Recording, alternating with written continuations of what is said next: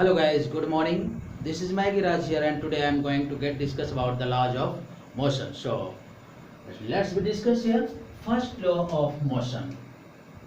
First law of Newton. It means Newton's first law, or it is also known as Galileo's law. Galileo's law और inertia law. क्या बोलते हैं इसको? Inertia law. It states that if any body is at rest or in the motion, then it remains at rest or in the motion unless until there doesn't act any external force. ये बताया कि अगर कोई body rest में है तो rest में ही रहेगी और मोशन में है तो मोशन में ही रहेगी। कब तक?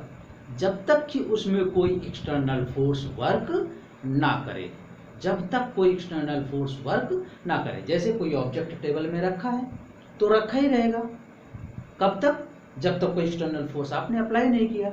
या कोई स्लोप में, इंक्लिनेशन में कोई ऑब्जेक्ट मोशन में है तो तब तक मोशन में रहेगा जब तक कि वो स्ट्रेट पाथ पर ना जाए, किसी ऑब्जेक्ट से हिट न कर जाए, रुक न जाए, petrol, fuel etcetera whatever be which are the source of energy by which it moves, body is moving, so that's be finish. अगर वो खत्म ना हो जाए तब तक वो मोशन में रहेगी। तो ये है कि जैसे ये कोई बॉडी है, ये कोई ऑब्जेक्ट है, यहां पर ये जैसे मान लेते हैं this is an apple which is at rest,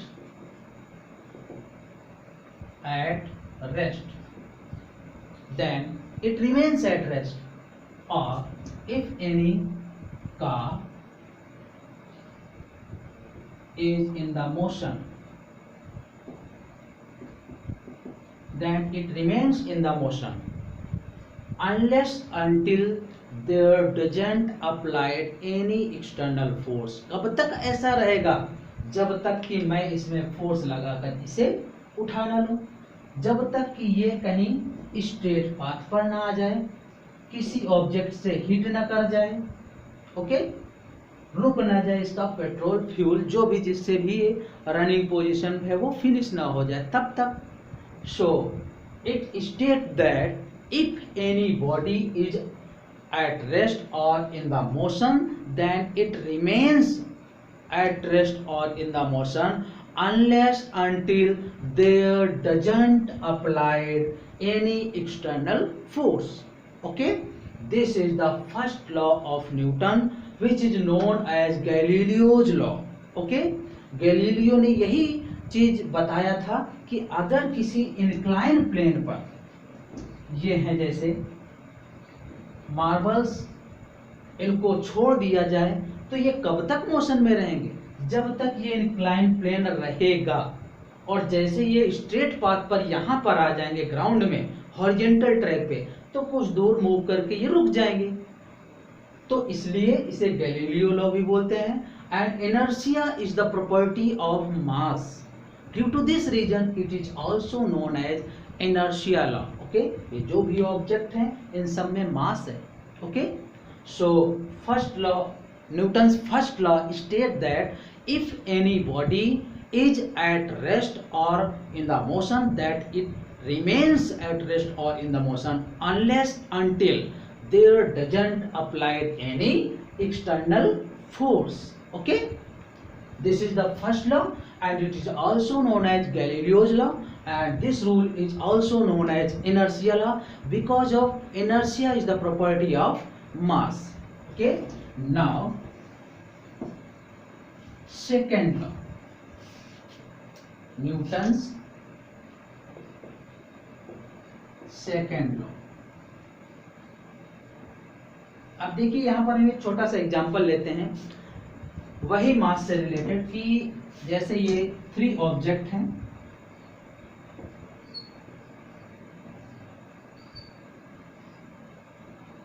ये यहाँ पर 20 kg है, ये 30 kg है और ये 80 kg है। ओके, ये कोई पर्सन इसको विड्रॉ कर रहा है।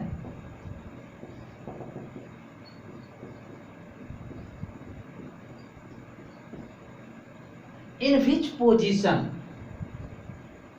विच position its velocity is maximum, किस पोजीशन पे ये ज्यादा इजीली दौड़ सकता है, रन कर सकता है, एक्सेलरेट कर सकता है। Okay, increasing velocity. ओके, सो देखिएगा, this is m1, this is m2 and this is m3, this is an activity. So in this case देखिए, मान लेते हैं इसका एक्सेलरेशन a1 है, a2 है, a3। अगर आपको 20 kg का वेट दे दिया जाए और लेके बोला गया कि दौड़िए, फिर 30 kg का वेट दे दिया गया और बोला गया कि आप दौड़िए, and last one is 80 kg mass है, इसको लेकर के you are in coming in the running position. So in which condition the acceleration, your acceleration will greater. सो आप जानते हैं जिसका वेट ज्यादा होगा, मास ज्यादा होगा, वहां पर आपको खींचने में बहुत ज्यादा मेहनत पड़ेगी, तो वहां एक्सेलरेशन कम होगा। मींस अगर यहां पर देखें इसका सीक्वेंस, तो m3 greater, m2 greater, m1, और यहाँ पर क्या है, a3 सबसे कम होगा a2 से भी और सबसे कम a3 रहेगा, a3 is less than a2 is less than a1। Means देखिएगा कि m1 सबसे कम था तो a1 सबसे ज्यादा है। ओके, क्या रिलेशन बता रहा है, देखिए m3 सबसे ज्यादा है तो a3 सबसे ज्यादा कम है। Inversely relation means mass and acceleration are inversely related to each other. Okay, ये चीज ये बता रही है कि acceleration inversely proportional to the mass. Okay, so it is equals to F by m, and F is constant, and this is also known as force. So F equals to ma. Okay, so this constant is also equals to force. So this is Newton's second law, and you know that, आप जानते हैं कि force एक ऐसी property है जिससे किसी object, किसी बॉडी के पर अप्लाई कर दिया जाए तो उसकी शेप, साइज चेंज हो सकती है। अगर रेस्ट में है तो मोशन में आ जाएगी, मोशन में है तो रेस्ट में आ सकती है। Okay, it can change the position of any object, it can change the shape and size of any object, that's the property of force. Okay, so what is force?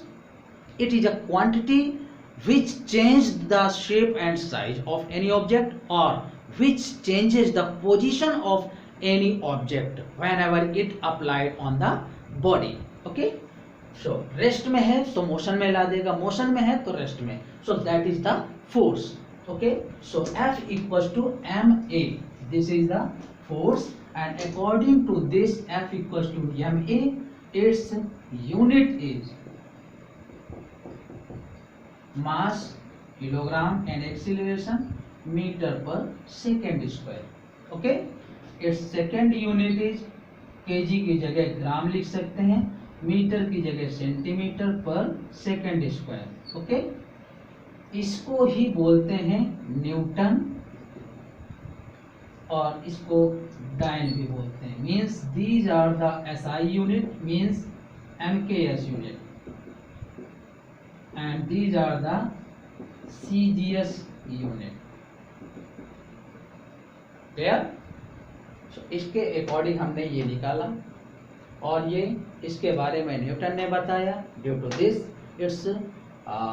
its unit is according to its scientist name is Newton, and these are the CGS units. Okay, अब what will be the relation between Newton and Dyne? तो कह सकते हैं हम कि देखिएगा ये आपस में इक्वल है और वो आपस में इक्वल है। Means 1 kg metre per second square equal to 1 newton and 1 gram centimetre per second square equal to 1 dyne. So what will be relation between newton and dyne? So we can say that 1 newton equal to 10 power 5 dyne, और इसका reverse हो जाएगा 1 dyne equal to 10 raise power minus 5 newton, ये भी कह सकते हैं। Okay, and आपने डायमेंशन पहले भी कैलकुलेट कर लिया है। फोर्स की m इंटू ए फॉर्मूला होता है, तो इसकी डायमेंशन हो जाएगी m and lt minus 2, and it is a vector quantity, okay, because acceleration is a vector quantity. Okay, now here we discussed about the momentum, means linear momentum. So linear momentum, it is the product of mass and velocity of any particle of any body. So we can say that the product of mass and velocity of any object is called momentum. P equals to m into v, and its unit is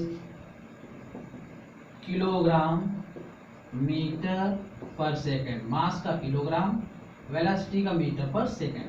CGS unit हो जाएगा इसका gram centimetre per second, and dimension हो जाएगी mass की m and velocity lt minus 1, okay, and it is a vector quantity.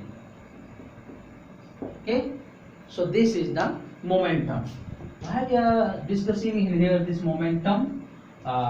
Because of its use in the second law of Newton. Okay, कैसे होगा अभी हम इसको मैथमेटिकल फॉर्म में discuss करेंगे। Impulse. What is impulse? It is the product of force and time interval of any body from displaced from one point to another point. So this is impulse. Okay, and it is also change in momentum. We can say that mv minus u. How? Okay, it also arises through the second Newton's second law.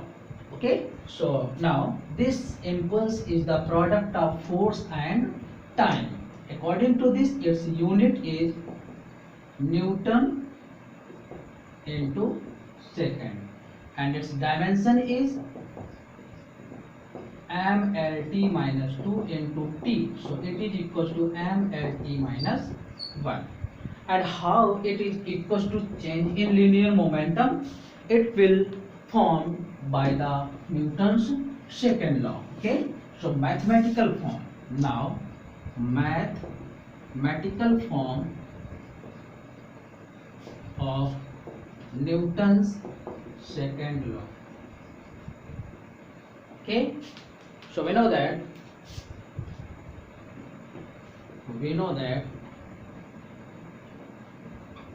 P equals to mv. Here differentiate with respect to t both sides, so it is equals to d by dt, P equals to m d by dt v, because mass is a constant value. Okay, so dv by dt equals to acceleration, so it is equals to m into a, so dp by dt equals to ma, and you know that ma is equals to f. So we can say that rate of change of linear momentum is called force. Just one moment.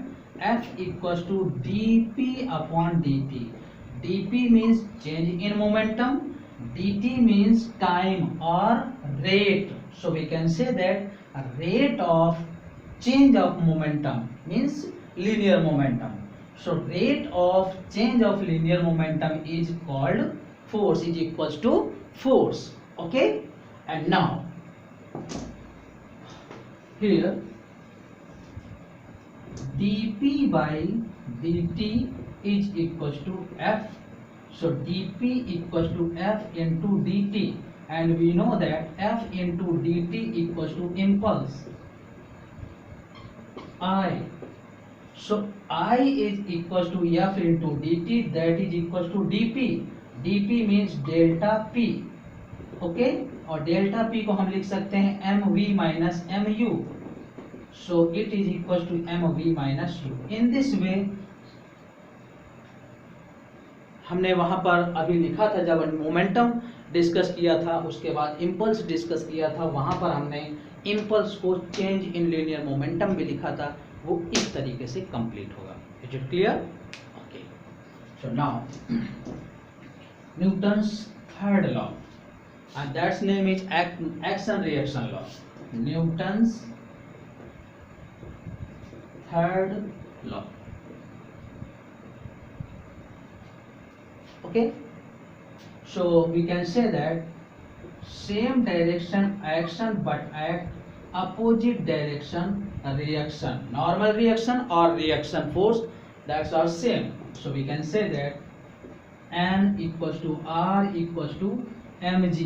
Okay, we can say that action reaction law. Okay, same direction action but acts opposite direction reaction, called Newton's third law or action reaction law. According to this gravity has two values, g in mks or si and cgs. In the mks its value is 9.8 or 10 meter per second square, and in the cgs 980 or 981 centimeter per second square. Okay, these are two value, and we will use in any problems where needed to the value of g. Okay, so now we are discussing the application of this third law, Newton's third law. So first, lift problem. Here 3 cases are given. First case, this is a lift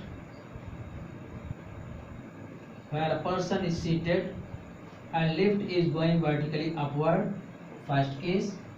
Second, this a person is seated and lift is going vertically downward. And third case, and lift is at rest. Okay, means here acceleration is 0. So देखिएगा, हमने अभी तक अपने physical life में जो use करते आए हैं, अब हम वही करेंगे। आप एक छोटा सा एग्जांपल ले लेते हैं। जैसे ये कोई बस है, ये ऐसे जा रही है 200 न्यूटन से, और गांव में जैसे निकली तो आप 2-4 बच्चे ऐसे पीछे लटक गए। मान लेते हैं कि ये 30 न्यूटन का force, resistance force, opposite direction में फोर्स लगा दिया इस बस को रोकने के लिए। जैसे कोई स्टूडेंट साइकिल चला रहा है, उसके कैरियर में पीछे से आप लटक गए, तो उसकी रेस जो है, मोशन जो है, धीमी हो जाती है ना। इट मीन्स उसका फोर्स डिक्रीज हो गया। तो यहाँ पर ये बस 200 न्यूटन से आगे जा रही थी, 30 न्यूटन आप लोगों ने लटक के लगा दिया। अब बस किस डायरेक्शन में जाएगी और कितने न्यूटन से जाएगी? बड़े इजीली आप आंसर बता देते हैं, 170 न्यूटन से जाएगी और जहाँ जा रही थी वहीं जाएगी। मीन्स इसकी एक्सीलरेशन की डायरेक्शन जो थी, उसी डायरेक्शन में आपने एफ नेट कितना बताया? F net 170। कैसे बताया? ये 200 minus 30 equal to F net, और एफ क्या होता है? m into A. क्लियर? जिस डायरेक्शन में बस जा रही थी, मतलब उसका एक्सीलरेशन इधर था, उस डायरेक्शन वाला फोर्स आपने पॉजिटिव लिया, और जो इसके एक्सीलरेशन के अपोजिट थे वो नेगेटिव लिया। नेट फोर्स आ गया, और नेट फोर्स m इंटू ए के इक्वल है। This is the main concept. जब भी आप कहीं भूलें, तुरंत दिमाग में आप यही कॉन्सेप्ट लाएं। बस दौड़ रही है इतने न्यूटन से, हम पीछे लटक गए। अब लटक जाएंगे, हमने कितना फोर्स लगाया, बस किधर जाएगी, रिजल्टेंट फोर्स क्या होगा? 200 न्यूटन से बस जा रही थी, हमने 30 न्यूटन पीछे लगा दिया, तो अब बस कितने से? 170 से जाएगी। Means 200 minus 30। This is an example, this is an activity. Okay, ये कोई फिक्स वैल्यू नहीं है, ध्यान रखिएगा। तो 200 माइनस 30 170, ये आया एफ नेट, और एफ नेट को किसके इक्वल रख सकते हैं? m इंटू ए के। यही कॉन्सेप्ट हम हर एक जगह यूज करेंगे। So let's be discuss here. This lift, ये पर्सन है, इसका वेट डाउनवर्ड और रिएक्शन इसकी ये रहेगी। ओके, सो इसका एफबीडी देखिए, अब यहाँ हर जगह एफबीडी, एफबीडी का मतलब हो गया फ्री बॉडी डायग्राम। ओके, हर जगह बनेंगे।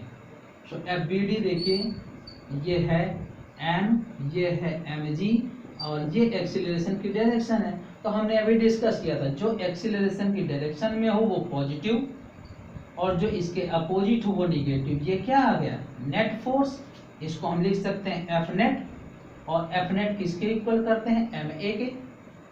सो अब इसको सॉल्व कर दीजिए, तो N equal to M G plus M A, ये एम जी उधर आके प्लस हो जाएगा, एम कॉमन ले लीजिए, जी प्लस ए। सो अगर लिफ्ट अपवर्ड डायरेक्शन में मोशन में है तो उसमें नॉर्मल रिएक्शन कितनी होगी, एम ब्रैकेट जी प्लस ए। सेकेंड केस देखते हैं, देखिएगा ये एम जी, ये नॉर्मल रिएक्शन, ये इसका F B D and M G, and this is acceleration direction. अब हमने देखिए फिर एक्सीलरेशन की डायरेक्शन में जो फोर्स है वो पॉजिटिव एम जी, जो इसके अपोजिट है वो निगेटिव, ये हुआ नेट फोर्स, और नेट फोर्स किसके इक्वल होता है, एम ए के। So M G minus M A equal to M, so M G minus A equal to M. So अगर if lift is going vertically downward then reaction force will be m bracket g minus a, and if lift is at rest, so this is mg and this is n, so n and this is mg, and here acceleration is 0, so we can say that both balance with each other, so n equals to mg. These are the basic 3 cases for the lift. Okay, and now we are going to get discussed when the some blocks attached to the rope on the horizontal track. This is the application 2. Here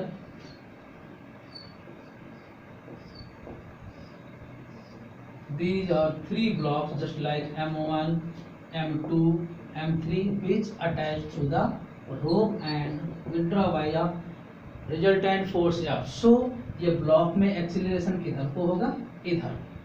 अब देखिएगा इसमें जो tension होगा, tension हमेशा रोप में जब tight करते हैं तभी होता है। तो जितना जैसे किसी धागे को आपने टाइट ऐसे किया तो टाइट तभी होगा जब इक्वल फोर्स होंगे, ठीक है, टेंशनल फोर्स। तो यहाँ पर अगर हमने T1 लिया तो दोनों तरफ T1 ही होगा। रोप चेंज हुई, यहाँ पर टेंशन चेंज होगा, T2 T2। ओके, सभी कॉमन एक्सीलरेशन से मोशन में है, ए से ही।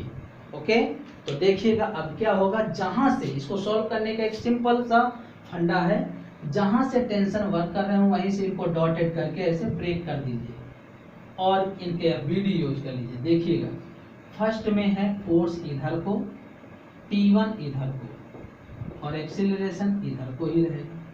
सेकेंड केस में देखिएगा ये T1 है और इधर वाला ये T2 है और ये एक्सीलरेशन डायरेक्शन। थर्ड केस में देखिए बचा है T2 और कुछ नहीं है और एक्सीलरेशन की डायरेक्शन। ओके, अब इनसे इक्वेशन आप निकाल सकते हैं। देखिए एक्सीलरेशन की डायरेक्शन में F minus T1 net force M1 into A, first block है M1 इसलिए M1। इसमें एक्सीलरेशन की डायरेक्शन वाला positive T1 minus T2 equal to M2, ये सेकेंड ब्लॉक था, और इसके लिए T2 और इधर कोई फोर्स नहीं है, आप 0 दिखा सकते हैं, ये थर्ड मास था तो नेट फोर्स M3 हो जाएगा। Is it clear? आगे और भी आएंगे, जब इसमें कोई फ्रिक्शन यूज होगा तो फ्रिक्शन के केस में यहाँ पर भी कुछ फोर्स हो जाएगा। अभी हम सिंपल केस यूज कर रहे हैं स्मूथ प्लेन पर। So here adding all the equation, adding all equations, so F minus T1 equals to M1A, T1 minus T2 equals to M2A and T2 equals to M3A. So minus T1 plus T1 cancel, minus T2 plus T2 cancel, ये हम add कर रहे हैं, so ये आएगा F M1 plus M2 plus M3A। देखिएगा generally ये क्या आया, ऐसे लिखा है F equal to M net into A, और F force equal to mass into acceleration होता है। एम नेट क्या है, सभी ब्लॉक के मास का टोटल। ओके, और अब हम ऐसे एक्सीलरेशन निकाल लेंगे और इनमें पुट कर देंगे तो एक्सीलरेशन की वैल्यू भी आ जाएगी। हम छोटा सा एक एग्जांपल यूज करते हैं इसी के तरीके से, देखते हैं। ये है 20 kg, 10 kg एंड 5 kg। ये ऐसे रोप से बाइंड है और ये फोर्स है, मान लेते हैं 70 न्यूटन का फोर्स है।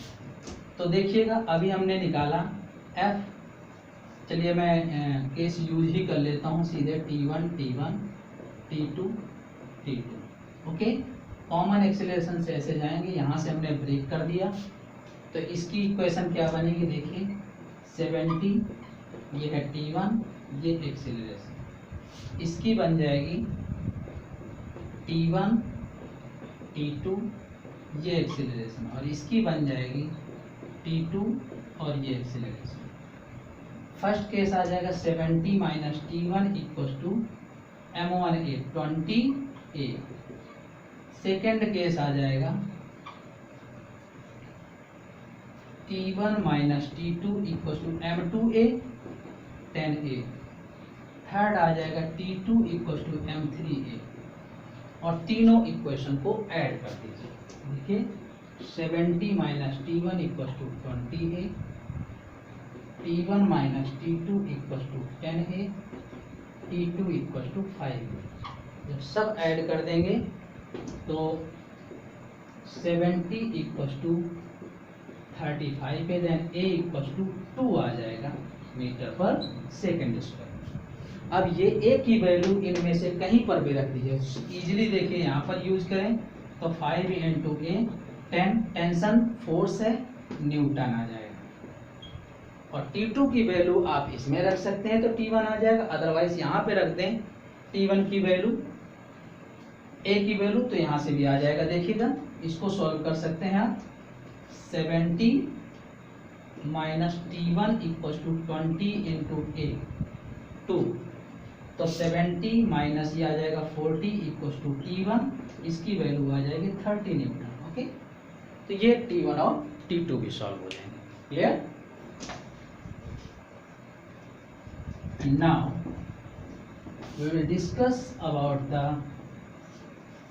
in this type of case when all the blocks are in the adjacent position. This is M1, M2, M3. This is force. Okay, and we can say that this is the common acceleration. So here not acts tensional force, but in this case here act the some reactional force. आप देखते हैं हम अपने दैनिक life में, physical life में हम देखते हैं कोई कैरी वगैरह बनाते हैं तो ईंट को एक स्लोप के साथ ऐसे बनाते चले जाते हैं झुका करके। ओके, या साइकिल स्टैंड में कोई साइकिल है, एक बार ऐसे स्लोप में झुका के रख दी, सारी उसी के साथ खड़ी कर दिया। अगर एक साइकिल में थोड़ा सा पुश करते हैं तो सारी साइकिलें गिरती चली जाती हैं। अगर कोई ऐसे ही ये स्टोन की हैं सिल्लियाँ, पत्थरों की सिल्लियाँ ऐसे रख दें स्लोप में और एक में धक्का मार दें तो ये सारी की सारी लुढ़कती हुई चली जाएंगी उसी स्लोप में। ओके, ये यहाँ पर रिएक्शन है। तो थोड़ी देर के लिए ये रिएक्शन वर्क कैसे करती है, देखिए ये जितनी रिएक्शन इस पर वर्क करेगी, अलग से मैं थोड़ा सा ड्रॉ करके बता रहा हूँ, ये M1, M2, M3. How much reaction this act in this? So this is also at same reaction, and if this acts in this body N2, then this is also acts N2.